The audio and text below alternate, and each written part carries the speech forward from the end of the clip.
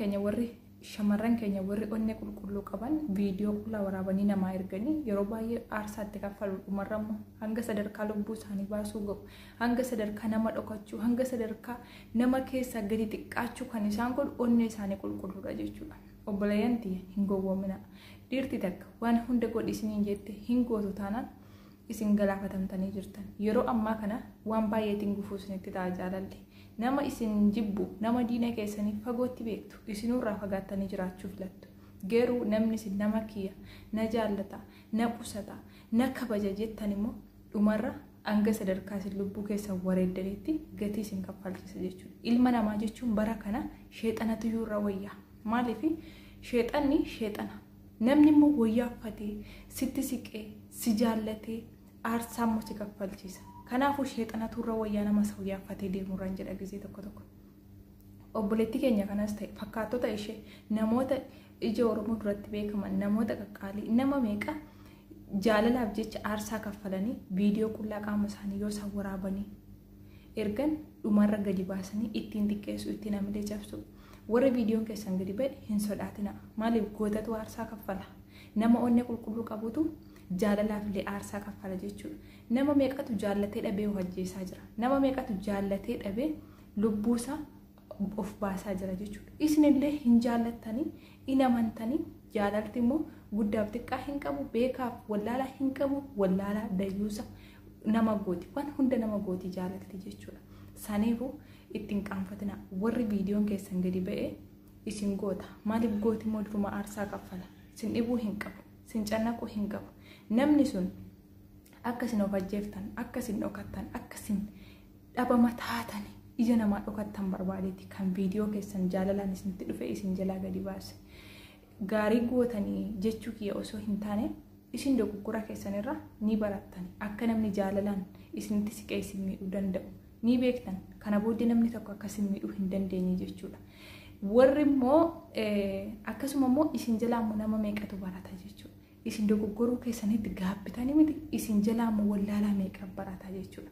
Kanaaf shamarran keenya dhiirti takka nikaayyuu isin godhatee ka'ee qaama qullaa viidiyoo waraabinaa ergi yoo kan isiniin jedhu ta'e namni sun hiriyaa jaalallee abbaa manaa isinii ta'uu miti diina keessan isa isin galaafachuuf deemu isa shukkaan isin waraanuuf deemudha jechuudha. Maaliif gaafa viidiyoo qullaa waraabde dhiira tokkoof ergite yoo namni sun si miidhe nama sana dhiifte nama biraatti heerumuu hin dandeessu.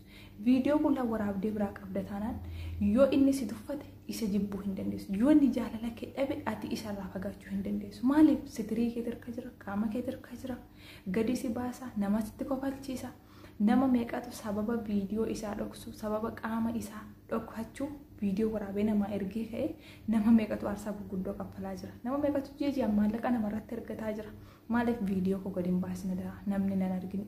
Yaa obboleeyyan kiyya warri shamarran irratti daba akkasii yaaddan, warri shamarran xiqqeessuuf amilee ishee cabsuuf waan akkasii yaaddan qaamuma haadhi keessan qabdu intalli durbaat akkas qabdi irraa waraabdanii lubbuu koo onnee koo jecha arrammoo gaafa isheen yookiin sinitti balleessite haa ta'u, yookiin sin jaallachuu dhiiftee haa ta'u, yookiin immoo bakka jireenya keessan keessaa baatee jireenya qofaa jiraachuu barbaadde haa ta'u, gaafa sana amilee ishee cabsitanii xiqqeessitan jechuudha.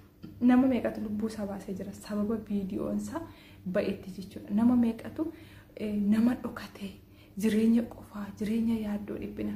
Namni viidiyoon waraabame yookiin viidiyoo waraabee namaa erge bultii isaa keessatti illee amileen isaa cabaadha. Hiriyaa isaa biratti illee sammuun isaa ni caba jechuudha. Amileen isaa ni caba. Maaliif yoo namni isa biraasee kolfillee waa'ee koo haasaaru, waa'ee viidiyoo koo haasaaru wallaahi rasuulli rabbi jedhan qalbii namaa cabsutti kaabaa cabsu yookiin kaabaa diiguu wayyaa jedhaniidhaan. Kaabaan diigaa harki keessan ni cabsaa hin cabsu. Mana rabbiiti waan ta'eef warri qalbii ilma namaa ilaa haga umurii isaatii ilaa haga du'ee boolla dhaquutti namni sun dhiifama isiniin godhu garaachisaa gubachaa ta'a jechuudha. Maaliif namatti kofalchiiftan?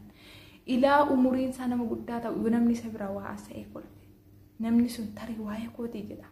Yaa obboleeyyan kee warri daba akkasii shamarran irratti yaadan jazaa sana argattanii nama kana dhiifama gaafadha aarsaa barbaachisu kaffalaati.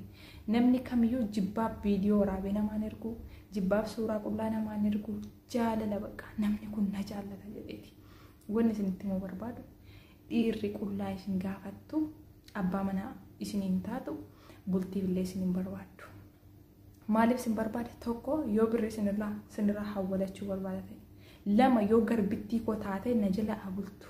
Qooda qaama ishee dhokfachuu fedhunan jaaladha, fedhunan jibba, fedhunan kabaja, fedhunan tuffadha. Garba koo taate na jala abultu. Kan barbaadetti miila irratti dhiqadhaa. Yoo kan jedhu ta'edha jechuudha. Sadaffaansa ilaa umurii keessanii akka qalbiin keessan cabee afu barbaadeeti. Nama viidiyoo qullaa waraabinaa erga jettu isheen sun nama diina keessanidha. Duniyaa irratti jibba xireeffadhaa sinii gale. Kanaaf jaalalti haarsaa guddoo nama kaffalchiifti. Warri viidiyoon keessan ba'e hin sodaatina, irraa barattanii jirtanii. Sinirraa nama meeqa barata?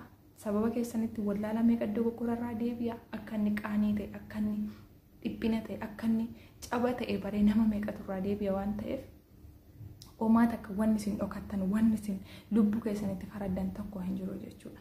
Namni garuu gaafa viidiyoo kee kana gadi baase akkati way offanniftu way immoo summii nyaattu. Kana lameen bichisiin iyyate. Ishee sana lameen bichisirra eega hamma ati umurii kee jiraattu amma inni lubbuun jiru. Laa ofiisin ajjeeftu, ija namaa sin dhokattu, namaa gadi sin taatu, ati yoomiyyuu mataa ol qabadhu jiraadhu. Qaamuma sirra jiru, qaamuma haadha isaarra jiru inni ittiin gadi ba'e sanatu sirras jira. Way aftee bakkee keessa geessennaan miti. Wanti sirraa waraabame. Jaalalaaf jettee aarsaa kaffalte. Akkasin siniin jechuu barbaada. Namoota hedduu amileen cabee, dhokatanii, qaanfatanii, bultii isaanii keessatti illee amilee dhabanii jiraachaa jiru jechuudha. Wallaahi billaahi hin sodaatina, rakkoo hin qabu. Gootatu aarsaa kaffala jaalalaafis ta'e, waan kamiifis ta'e, gootatu aarsaa kaffala. Isin gootummaa keessan, onnee keessan qulqulluudhaaf gootani. Garuu wanti kun gaarii miti. Abadan viidiyoo qaama qullaa. Osoo inni nikaha isin godhachuu dhiisee manatti isin galchatee ka'ee bakka adda addaa jiraattu ta'e hin godhina viidiyoo qaama qullaa. Maaliif dhiirti akka gaafa viidiyoo qullaa sirraa waraabdee sin fuutu, du'utee waddi malee sin fuutu. Wallaahi billaahi rabbi kiyyattiin kakadha maqaa rabbiin viidiyoo qullaa sirraa waraabdee taanaan dhiirti sin fuutu, achitti si xireeffatti, achitti si jibbiti. Dhiirti takka kan isheen ati qaaliidha jettee si hawwitu, kan isheen si arguuf cinqamtu, waan qaama kee hin argineef, waan garaa kee keessa yookiin immoo haala kee hunda waan hin barreef yooti kabajaa kee eeggate akkasitti si hawwuu dandeessi.